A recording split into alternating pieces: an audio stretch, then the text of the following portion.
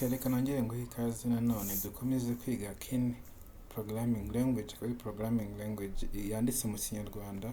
So muri video yashize nari nababwiye ko iyo ugiye gukoresha iyi language cyangwa se ururimi ubanza kuba ufite VS Code turaza gukoresha, ukaba ufite Node.js. Noneho ibyo byombi maze kubyinstalla, nizere ko nawe maze kubyinstalla, nabahaye link yo kubyinstalla. Niba utayibonye reba muri description y'iyi video banza ubyinstale. Noneho tumaze kubyinstalla turaza muri terminal ya computer cyangwa se CMD. Noneho twandika node kugira ngo turebe ko node yabaye installed. So urabona mfitemo node version ya 20, andika node akarongo v, angabu node yabaye installed. Ubu ngubu dushobora kuba twayikoresha. Noneho tugiye kureba no muri na hano ku ruhande urabona ko nahafunguye akadirishya ka VS Code, bigaragaza ko VS Code nayo irisanzwe irimo muri computer yanjye. Ngo nawe niba utabifitemo wabanza ukareba ko ibi ngibi bitunganyije neza. None ibyo ngibyo niba bitunganyije neza, icyo tugiye gukora tuje hano muri iyi tutorial twari turi kureberaho cyangwa se documentation ya Keen language. Hano hari ibyo bagomba kubanza ugakora mbere yo kugira ngo winstall iyi language kugira ngo uyikoreshe. Ushobora kwifashisha npm, iyi ngiyi izana na node uri kuinstalla iyi Keen programming language, cyangwa se ukifashisha yani cyangwa ukifashisha pnpm. Ibi biterwa na package manager ukoresha. Izi zose ni package manager zimanaginga package ziri muri node. So tugiye kuinstalla dukoresheje iyi npm. So ndakora copy, right click copy, noneho ngaruka hano muri terminal.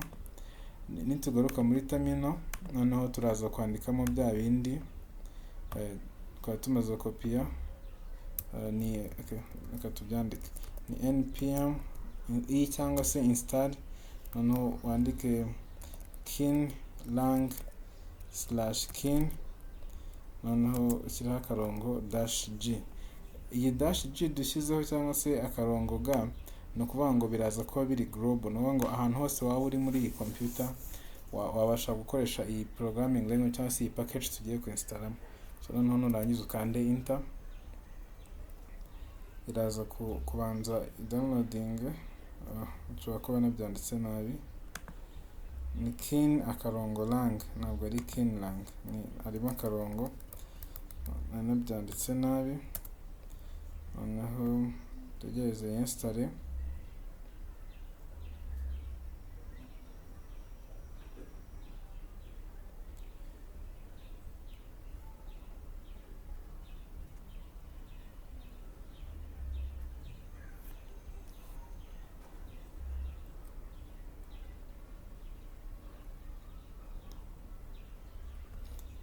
Okay, imaze kuba installed, noneho urabona ko hano uruze kuvuga ko one package is looking for funding. Ibyo ngibyo gatube tubyoreye.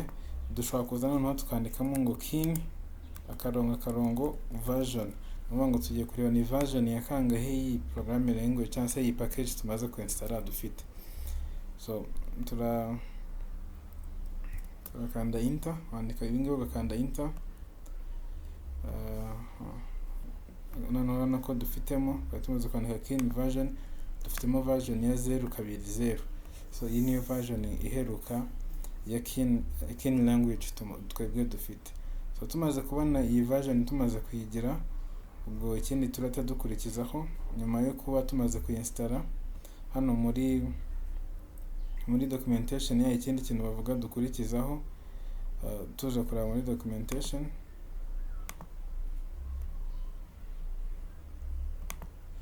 Tuje kwa muri documentation batubwira ko nyuma yo gukora Keen version kugira ngo rebe nibiri installed, uraza ukinstalla Keen lang ni package yo muri VS Code installa kugira ngo ize guhindura syntax. Urabona nyine iri kwandika muri VS Code ukuntu code ziba zifite amabara, udashyizemo iyi VS Code extension ntabwo amakode wanditse muri Keen lang abasha guhindura amabara. So kugira ngo uhindure amabara rero, ubwo turabanza tuzana muri VS Code, noneho tuzana kuri extensions, kano kantu kutuntu tune kamwe gameze nk'ako kadafasheho, noneho twandikamo Keen lang. Numara kwandikamo Keen lang haraza hano handitse Keen programming language, noneho uyinstall. Urabona njye narayinstaye, hano haraza ahantu ha install, kandi utegereze install hazeho ibi ngibi, noneho uraba umaze kuinstalla Keen Programming Language extension izajya ihindura syntax cyangwa se ibintu wanditse muri Keen language, izajya ibihindurira amabara kugira ngo bibe bigaragara neza. So nyuma yo kuba twahindura ibyo ngibyo rero, ikindi kintu tugiye gukora,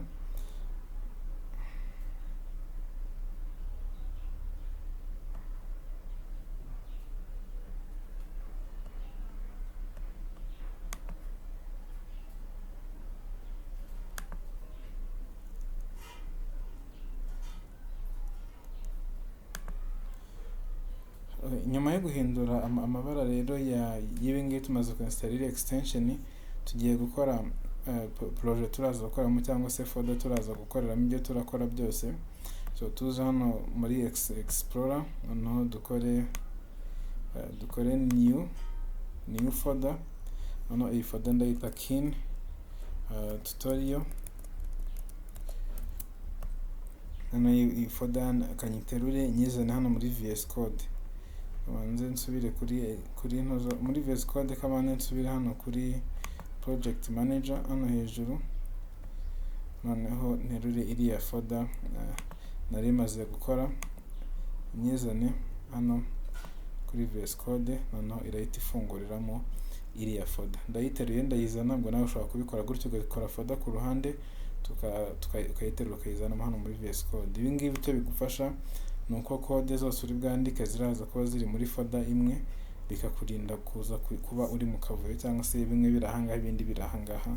So ibi ngibi bigufasha ko byose biza kuba biri ahantu hamwe. Niyo mpamvu mbagira inama yuko igihe cyose ugiye gutangira project ugomba kubikorera muri folder imwe. So noneho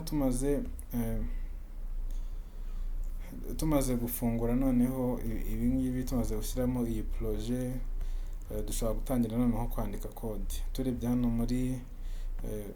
muri documentation natubwira ko first program dushobora kwandika ari aho umuntu ashobora kwinjizamo amakuru, noneho kongera ukagira ikindi kintu umubwira amaze kwinjizamo amakuru, ariyo ya input na output, noneho umuntu ashobora kuba yakora. So ubwo ni ugukora file, ugakora file ukayiha extension ya .keen. Murabizi iyo turi gukora muri HTML twandikaho akadomo HTML, iyo turi muri JavaScript twandikaho akadomo JS, iyo turi muri CSS twandikaho akadomo CSS, iyo turi muri PDF twandikaho akadomo PDF. Noneho hano muri Keen naho iyo tugiye gukora file twandikaho akadomo Keen. So reka file tuyite index akadomo Keen. Ni file ya mbere tugiye gukora, tuyita akadomo Keen, index akadomo Keen. Noneho ibi ngibi mbere ko bivugaho reka tubikopiye uko bimeze. Iyi first program ndaje nyibasobanurire, kanyikopiye nze nyipestingemo hano, noneho ni nyipestingamo, urabona ko amabara yahindutse noneho. So nigize nini, urabona dufite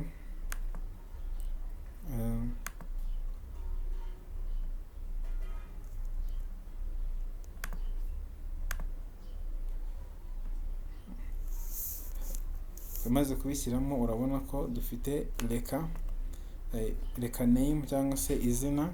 Iyi ni variable, reka ndaje tubivugeho. Reka izina riraza guturuka mu makuru umuntu yinjije, noneho tumaze ngo what's your name, noneho dutangaze amakuru tumubwira ngo hello name, uvuga ngo umuntu turamusaba ko tubwira izina rye, niturangiza natwe twongeye tumubwire ngo bite runaka. So noneho umaze gushyiramo izo code kugira ngo iyi file running itange igisubizo cy'ibyo wari umaze gukora, wandika Keen run ukandikaho izina ry'iyo file. So ibi ngibi bikorera muri terminal. Reka dufungure terminal ya VS Code kugira ngo tugume dufungura iriya CMD, n'undi ya VS Code bimeze nayo nka CMD. Ikintu ngiye gukora, nandikamo Keen run, noneho nandikamo izina rya file, noneho index.keen. Noneho tuza ngo what's your name, niba tuza ngo what's your name ndashyiramo Songa, noneho dukande enter. Hano nari nahinduye variable, niyo mpamvu nahinduye izina hano dusuhuzamo umuntu, kana hano mashyire izina, noneho twongeye tuyirunning. Nari mise mbona era ko iri unhandled cyangwa se undefined. So what's your name Songa, bahita bavuga ngo Hello Songa. So nanze kwirwa ninjira cyane muri ibi ngibi mbere yuko tubivugaho, ndagira ngo tubanze tubivugeho noneho ubundi tubone kuba twakomeza. Hano nagira ngo mbereke gakeya uko amakode bayandika, noneho mbereke nuko bayiraninga kugira ngo umuntu abone igisubizo. Kugira ngo ubone igisubizo nuko wandika kin run ukandika izina ry'iyo file. So uramutse ufite ikibazo, ubundi tugiye gutangira kwigamo ibintu byinshi. Uramutse ufite ikibazo wagenda ukajya kuri GitHub, nayo ndaza gusiga link hano muri description y'iyi video, uze kujyamo noneho ujye kuri iyi GitHub profile. Noneho uramutse ufite ikibazo ube wakora discussion nshyashya, cyangwa se ari icyo ushaka kubaza uze kuba warebaho ubaze. Umuntu wayikoze yitwa Pacific, nawe ushobora kumuricinga out kuri LinkedIn, aza gusiga profile ye muri description y'iyi video, ariko ushobora no kumubona hano kuri GitHub. Noneho ikindi kintu nabonye asaba nuko niba uyikunze, niba ukunze programming language, ni ukuyiha star. Hano kuri GitHub hari ahantu umuntu ashobora kuza agashyiraho star cyangwa se akanyenyeri bigaragaza ko yakunze iyi project. So hano akuza agashyiraho agastar, noneho ukaba uri kumusapotinga. So reka noneho dutangire twige uko iyi programming language ikora bya nyabyo, noneho atari gutinda muri ibi ngibi turimo.